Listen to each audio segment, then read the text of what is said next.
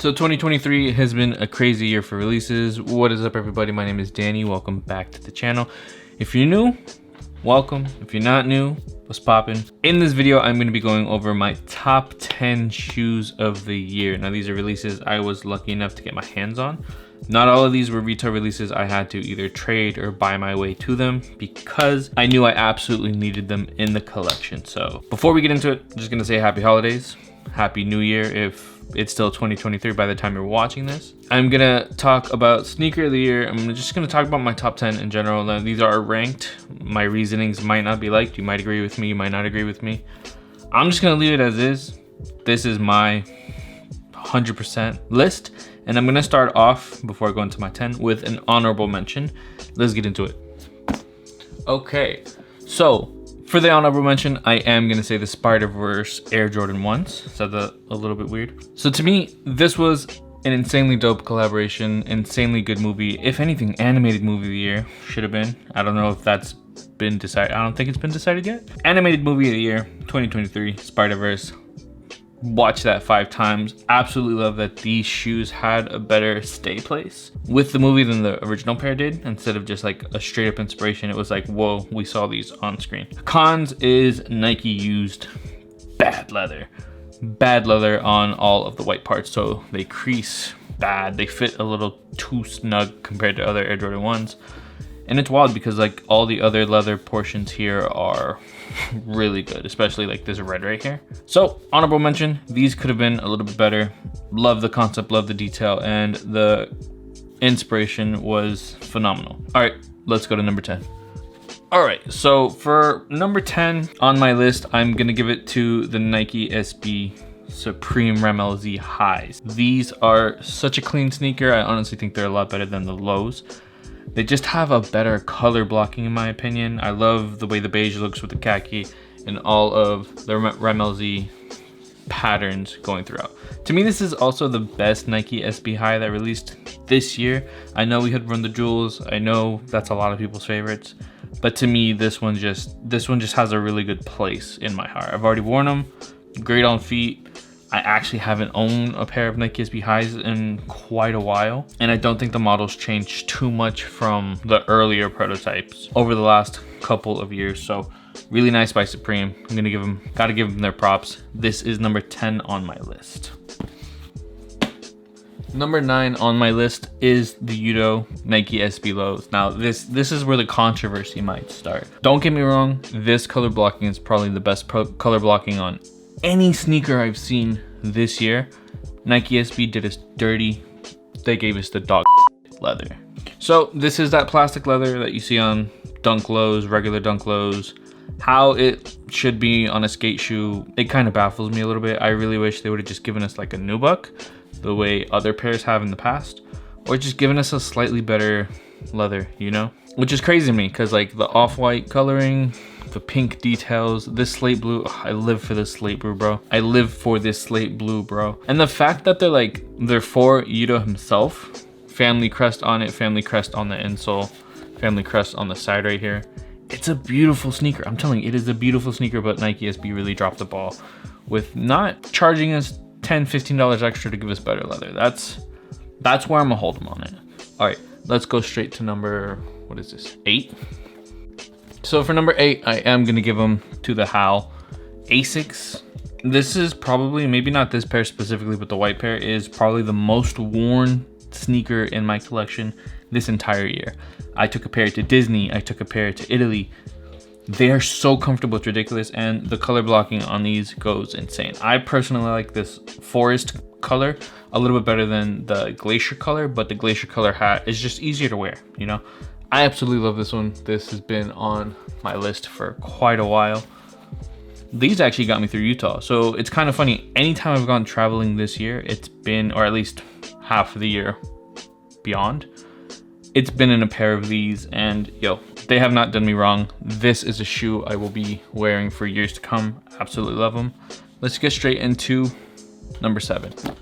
Okay, so number 7, I'm gonna give it to the Born and Raised Dunks. I honestly thought I could pass on this shoe initially, especially seeing all the dirty stuff that resellers are doing after the unfortunate passing of Sponto. I really do like the way the brand kind of like honed it in, all having sneakers not release the shoe anymore, having skate shops return the shoe. It just has a piece of story behind it that is beautiful, but that reselling aspect that resellers took upon his unfortunate passing, it kind of muddies the history behind this. For some reason now I can't separate those little details, but this is a good example of Nike SB giving us better materials and better quality for a collaboration, which is what I wish Yuto's would have had. So we do have this like crazy tumbled leather here. Maybe it is a little, you know, has a little bit of that like plasticky finish on it, but it feels a little more plush. It feels like it could take more of a beating. It'll crease a little bit nicer, and just all the details that the shoe gives us is honestly beautiful. Absolutely love them.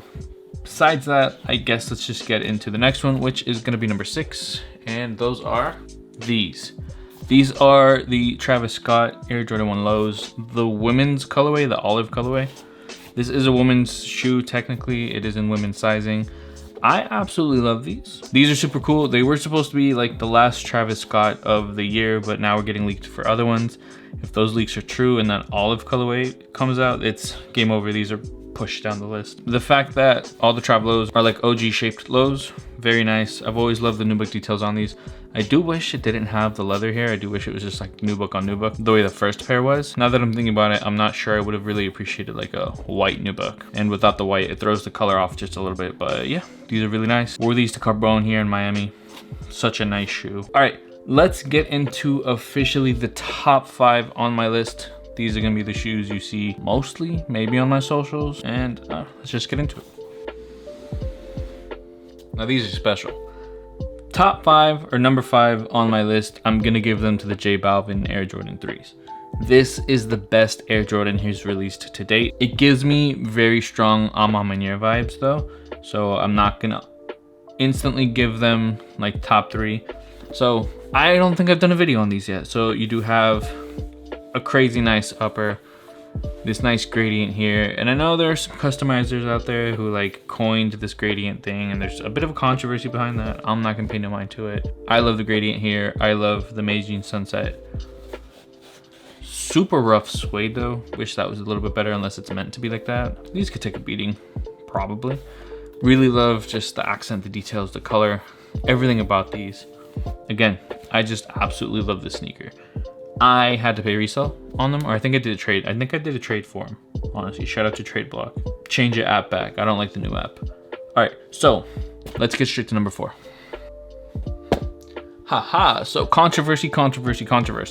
Number 4 on my list is gonna go to the Nike SB Jarritos. The release on these was so big, it's insane. I struggled so hard to get a pair. I finally forked up the cash for these, actually.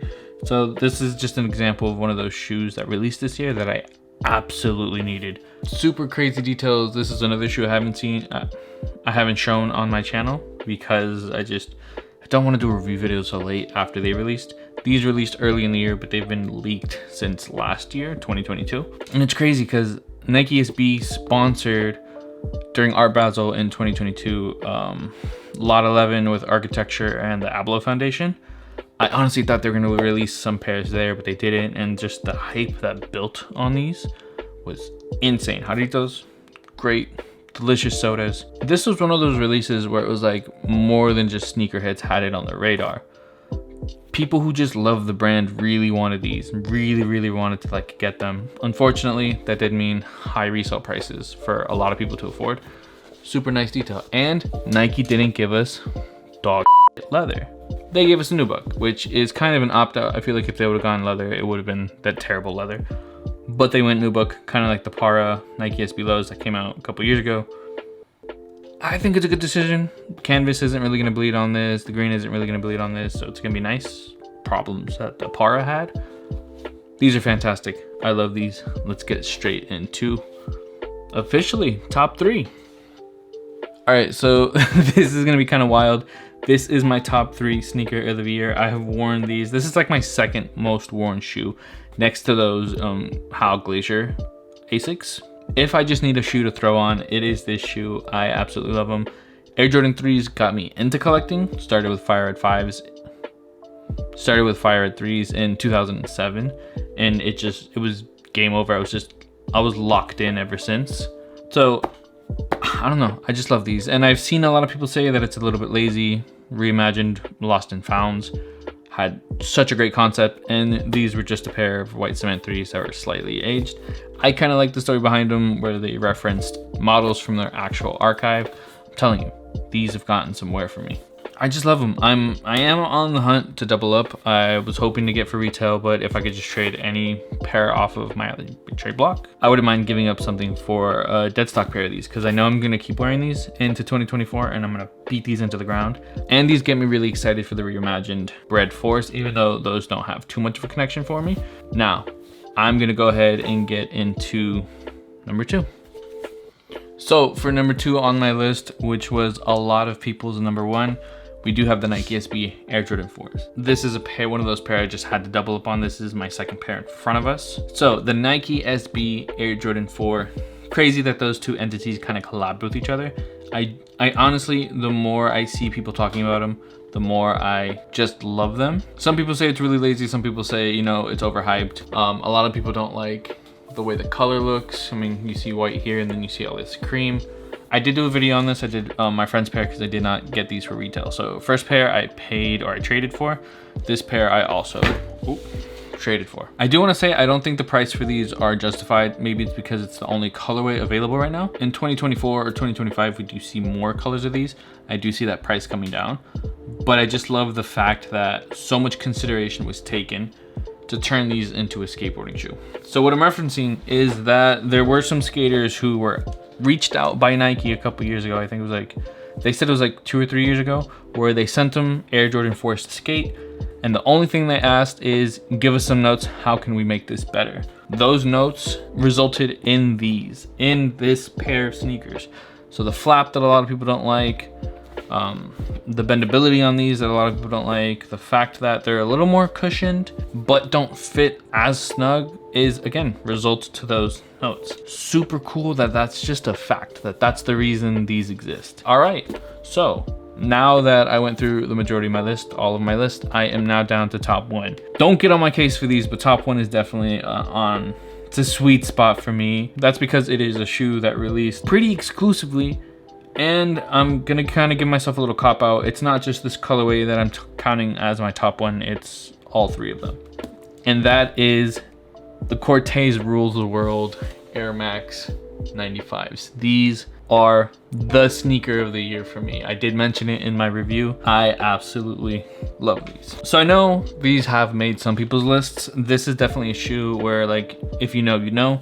A lot of people kind of forgot about them, but resale on them is still incredibly high on any of the 3 colorways. So your only real chances to get a pair of these was being at the coordinates that the owner of the brand dropped on his Twitter and hoping to just walk out with a pair. It was all like UK releases, or get lucky on his website. And unfortunately, his website does not ship to the US. So realistically, here in the US, we had no shot for these. There are 3 colors total. There's the olive color, there's the pink beams color, and then there's the fog color. In my opinion, I love the olive more than any of them. I paid a bit under what they're going for now, but back when I bought these, it was still quite, it was on par with market. But this was that one shoe this year I did not hesitate to get. Once I saw that boutiques down here had them, I saw the 10.5 and I'm like, I have to make that shoe mine. And here we are, sneaker of the year.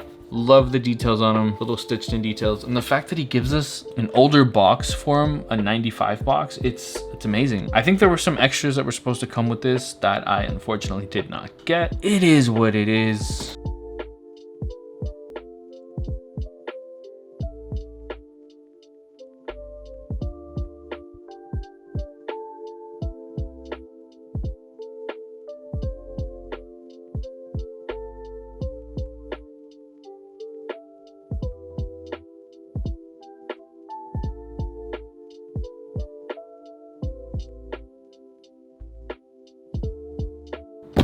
All right, so that is my top 10 list. Now, if you agree with me, you a real one. If you don't agree with me, that's cool too. Let me know your top 10 list or top 5 list. Even your top 3 list, just drop it down in the comments down below. I am fine with that. I'm interested in seeing what people consider their favorite pickups or favorite releases this year. Now, there are some pairs that might have made it in here, like Tiffany's. Again, those are just sneakers that are released that I look at them and I don't think I absolutely need them in my collection. So, top 10 list. been quite the year. Thank you for every single one of you who have watched my videos throughout this year. Even if you didn't choose to stick or stay around, I really appreciate just anyone that leaves a comment, anyone that watches my videos. I hope you guys have a fantastic new year. 2024 is gonna be great. I'm gonna see you guys in the next video, or I'll be corny and be like, yo, I'll see you next year. Peace. I'm gonna try to get all of them. Oh God, this is hard.